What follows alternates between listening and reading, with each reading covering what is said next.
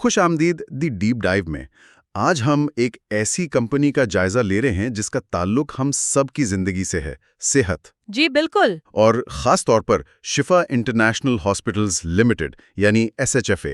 ہمارے پاس اس پر ایک تفصیلی انویسٹمنٹ گائیڈ ہے اور آج ہم اس کا کہہ لیں کہ ایک سرمایہ کار کے نقطۂ نظر سے پوسٹ مارٹم کریں گے۔ بالکل، اور مقصد صرف یہ نہیں دیکھنا کہ کمپنی نے کتنا منافع کمایا، بلکہ یہ سمجھنا ہے کہ ایک ہسپتال بطور بزنس آخر چلتا کیسے ہے، اس کی فیکٹری کیا ہے، اس کا خام مال کیا ہے، اور وہ کون سی چیزیں ہیں جو اس کے منافع کو اوپر یا نیچے لے جا سکتی ہیں۔ جی ہم اس پوری مشین کو کھول کر دیکھنے والے ہیں۔ اور گفتگو کا آغاز ایک ایسی حقیقت سے کرتے ہیں جس نے مجھے واقعی حیران کیا۔ کیا آپ جانتے ہیں کہ شفا جیسے بڑے ہسپتال کے کل اخراجات کا تقریباً آدھا مطلب 40 سے 50% صرف اور صرف عملے کی تنخواہوں پر خرچ ہوتا ہے؟ یہ بہت بڑا عدد ہے۔ شفا انٹرنیشنل ہے کیا؟ یہ کوئی سیمنٹ یا ٹیکسٹائل فیکٹری تو نہیں ہے؟ نہیں، بالکل نہیں۔ یہ صحت کی خدمات فراہم کرنے والا ایک بہت بڑا نیٹ ورک ہے۔ ان کا جو سب سے مشہور اثاثہ ہے وہ تو اسلام آباد کا ہسپتال ہے۔ جی، 550 بستروں والا؟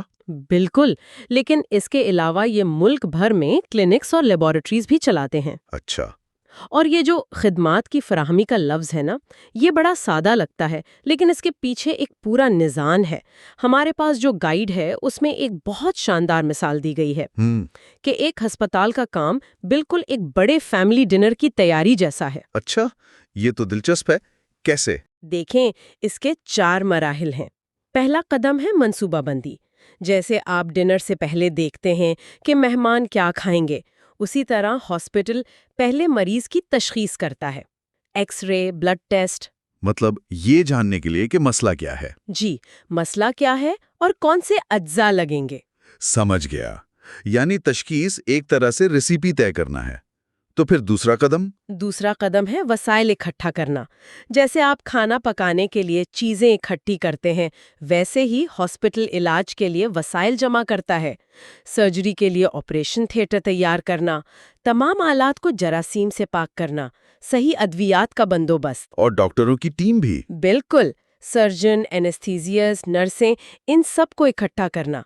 یہ سارا عمل اسی مرحلے میں آتا ہے۔ اور تیسرا قدم یقیناً اصل علاج ہوگا؟ بالکل، تیسرا قدم ہے خدمات کی فراہمی، یعنی اصل کھانا پکانا۔ یہ ڈاکٹر کا مشورہ ہو سکتا ہے، سرجن کا آپریشن ہو سکتا ہے، نرس کا انجیکشن لگانا۔ جی، اور پھر آتا ہے چوتھا اور آخری قدم، نگرانی اور فالو اپ۔ جیسے آپ ڈنر کے بعد فیڈ بیک لیتے ہیں، ویسے ہی ہسپتال علاج کے بعد مریض کی صحت یابی کا جائزہ لیتا ہے اور ساتھ ہی بلنگ کا پیچیدہ عمل مکمل کرتا ہے۔ واہ، یہ مثال تو واقعی ہر چیز کو بہت آسان بنا دیتی ہے۔ تو اب سوال یہ ہے کہ اس ڈنر کو تیار کرنے کے لیے خام مال یا ان پٹس کیا ہیں؟ ظاہر ہے یہاں سٹیل یا کپاس تو نہیں ہوگا؟ نہیں، بالکل نہیں۔ یہاں ان پٹس بہت مختلف اور مہنگے ہیں۔ سب سے پہلے تو ہے ادویات اور طبی سامان، جیسے پٹیاں، سرنجیں۔ جی، پٹیاں، سرنجیں، دستانے، لیب کٹس۔ پھر آتی ہے مشینری، MRI اسکینرز، وینٹیلیٹرز۔ یہ لاکھوں ڈالرز کی مشینیں ہوتی ہیں۔ اور پھر وہ ان پٹ جس کا ہم نے شروع میں ذکر کیا، لوگ۔ بالکل، سب سے بڑا اور سب سے مہنگا ان پٹ ہے عملہ، ڈاکٹر، سرجن، نرسیں، ٹیکنیشینز، اور آخر میں ہے یوٹیلیٹیز، بجلی، پانی۔ جی، اور ہسپتالوں کو 24 گھنٹے سال کے 365 دن بلا تعطل بجلی چاہیے۔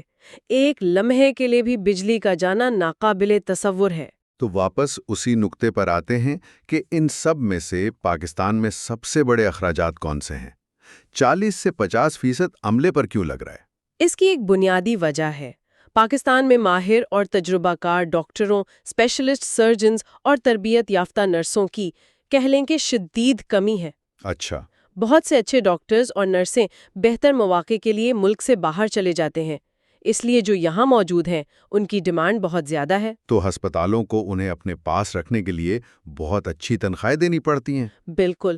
اس کے بعد دوسرا بڑا خرچ تقریباً 20 سے 30% ادویات اور دیگر طبی سامان کا ہے، اور تیسرا بڑا خرچ 10 سے 15% یوٹیلیٹیز اور دیکھ بھال پر آتا ہے۔ جس میں بجلی کے بھاری بل سب سے نمایاں ہوں گے۔ جی، اگر ہم 2025 کے اعداد و شمار دیکھیں تو شفا کی کل آمدنی 28 ارب روپے تھی، جبکہ اس کے آپریٹنگ اخراجات 23.7 ارب روپے تھے۔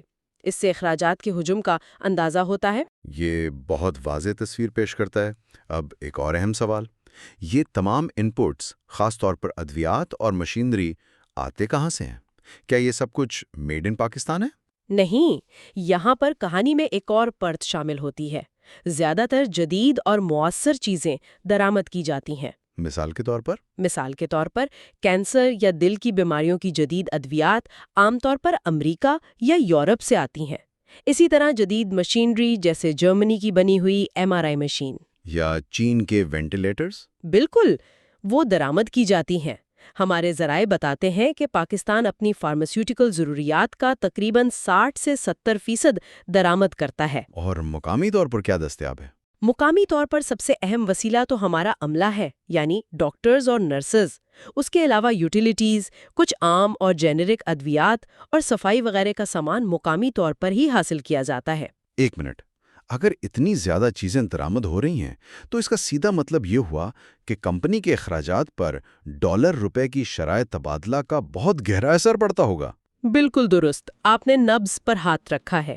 اگر روپیہ کمزور ہوتا ہے تو ان کی ہر درآمدی دوا اور مشین کا پرزہ فوراً مہنگا ہو جاتا ہے۔ جی، یہی اس شعبے کا ایک بہت بڑا چیلنج ہے۔ ڈالر کی قیمت میں ہر 1 روپے کا اضافہ ہسپتالوں کے اخراجات میں کروڑوں کا اضافہ کر دیتا ہے۔ گائیڈ میں ایک اور دلچسپ تصور کنورژن کاسٹس کا بھی ذکر ہے۔ یہ کیا بلا ہے؟ کنورژن کاسٹ وہ اخراجات ہیں جو خام مال کو حتمی پروڈکٹ میں تبدیل کرنے پر آتے ہیں۔ ہسپتال کے معاملے میں اس کا مطلب ہے مشینری، ٹیکنالوجی اور تحقیق پر اٹھنے والے اخراجات۔ اچھا، گائیڈ والی مثال پر واپس چلتے ہیں۔ یہ اپنے کچن کو اپ گریڈ کرنے جیسا ہے۔ اگر آپ بہتر کھانا بنانا چاہتے ہیں تو آپ کو ایک نیا اور مہنگا اوون یعنی مشین خریدنا پڑے گا۔ صحیح۔ شفا نے حال ہی میں کینسر کی تشخیص کے لیے PET اسکین جیسی جدید ٹیکنالوجی اور اپنے تمام ریکارڈز کو ڈیجیٹل کرنے کے نظام پر بھاری سرمایہ کاری کی ہے۔ یہ سب کنورژن کاسٹس ہیں۔ تو ایک سرمایہ کار کے طور پر اگر کسی کو شفا کے اخراجات پر نظر رکھنی ہو تو اسے کن چیزوں کو روزانہ کی بنیاد پر دیکھنا چاہیے؟ بہت اہم سوال ہے۔ میرے خیال میں 3 میٹرکس سب سے اہم ہیں۔ پہلا، ڈالر کی شرح تبادلہ۔ ظاہر ہے، درآمدی لاگت کی وجہ سے۔ بالکل۔ دوسرا، بجلی کے نرخ جن کا اعلان نیپرا کرتا ہے۔ اور تیسرا، ملک میں مہنگائی کی شرح، کیونکہ اس کا اثر عملے کی تنخواہوں اور مقامی سامان کی قیمتوں پر پڑتا ہے۔ اور یہ معلومات تو آسانی سے مل جاتی ہوں گی۔ جی بالکل، بزنس ریکارڈر جیسے اخبارات، اسٹیٹ بینک کی ویب سائٹ اور نیپرا کی ویب سائٹ پر یہ تمام معلومات دستیاب ہوتی ہیں۔ تو ہمیں یہ تو سمجھ آ گیا کہ کمپنی کے اخراجات پر ڈالر اور بجلی کی قیمتوں کا کتنا دباؤ ہے۔ اب سب سے بڑا سوال، اس سارے دباؤ کے باوجود کیا یہ کمپنی پیسہ کما بھی رہی ہے؟ چلے اب اس کے مالی ایکس رے پر آتے ہیں۔ شفا کا گراس مارجن یعنی سروسز بیچ کر اور ان پر آنے والے براہ راست اخراجات نکال کر جو بچتا ہے وہ تقریباً 15 سے 20% کے درمیان ہے۔ کیا یہ اچھا ہے یا برا؟ یہ سیکٹر کے لحاظ سے تھوڑا کم ہے، جس کی بنیادی وجہ وہی عملے کے بہت زیادہ اخراجات ہیں۔ لیکن جب ہم تمام دیگر اخراجات جیسے انتظامیہ، مارکیٹنگ اور ٹیکس بھی نکال دیتے ہیں تو نیٹ مارجن تقریباً 8% بنتا ہے۔ 8%؟ جی، 2025 کے اعداد و شمار کے مطابق 28 ارب روپے کی آمدنی پر کمپنی نے 2.3 ارب روپے کا خالص منافع کمایا۔ اب 8% شاید بہت زیادہ نہ لگے، لیکن اتنے بڑے اور پیچیدہ آپریشن میں یہ ایک ٹھوس منافع ہے۔ اور کون سی چیزیں اس 8% کو 10% یا 5% کر سکتی ہیں؟ کئی وجوہات ہیں۔ مارجن کم ہونے کی وجہ عالمی مارکیٹ میں کسی اہم دوا کی قیمت میں اچانک اضافہ ہو سکتا ہے، یا روپے کی قدر میں بڑی گراوٹ؟ بالکل، یا معاشی سست روی کی وجہ سے مریضوں کی تعداد میں کمی۔ دوسری طرف مارجن بڑھنے کی وجہ نئے ہسپتالوں کے کھلنے سے زیادہ مریضوں کا آنا یا ٹیکنالوجی کے استعمال سے لاگت میں کمی ہو سکتی ہے۔ اچھا، تو منافع تو ہے، لیکن ہم نے سنا ہے کہ کیش از کنگ۔ کیا کمپنی کے پاس سچی میں نقد پیسہ آ بھی رہا ہے؟ یہ ایک بہت اہم نکتہ ہے اور یہاں شفا کافی مضبوط ہے۔ ان کا آپریٹنگ کیش فلو یعنی روزمرہ کے کاموں سے آنے والا کیش مسلسل مثبت رہا ہے۔ 2025 میں تقریباً 3 سے 4 ارب روپے۔ لیکن دلچسپ بات یہ ہے کہ آپ کو ان کے بینک اکاؤنٹ میں بہت زیادہ کیش نظر نہیں آئے گا۔ ایک منٹ، یہ تو تضاد لگ رہا ہے۔ کیش آ رہا ہے لیکن بینک میں نہیں ہے، تو پھر پیسہ جا کہاں رہا ہے؟ بالکل، اور وہ جا رہا ہے ان کے نئے منصوبوں میں، جیسے فیصل آباد کا بڑا ہسپتال اور نئی ٹیکنالوجی کی خریداری۔ اچھا، وہ اپنا سارا کیش کاروبار کو بڑھانے میں واپس لگا رہے ہیں، اسی لیے ان کا سرمایہ کاری کیش فلو منفی ہے۔ یہ ایک اچھی علامت ہے۔ تو یہ ظاہر کرتا ہے کہ کمپنی ترقی کے بارے میں سنجیدہ ہے۔ جی، اور ان سب کے باوجود ان کے پاس تقریباً 2 ارب روپے کے مضبوط کیش ذخائر بھی ہیں، جو کسی بھی ہنگامی صورتحال کے لیے کافی ہیں۔ زبردست، یعنی وہ کما بھی رہے ہیں اور کمائے ہوئے پیسے کو مزید بڑھانے کے لیے لگا بھی رہے ہیں۔ اب ذرا ان کے اثاثوں اور قرضوں پر بھی بات کر لیتے ہیں۔ 2025 کے اعداد و شمار کے مطابق شفا کے کل اثاثے 21.4 ارب روپے کے تھے اور ایکوٹی یعنی مالکانہ کا حصہ 14.3 ارب روپے۔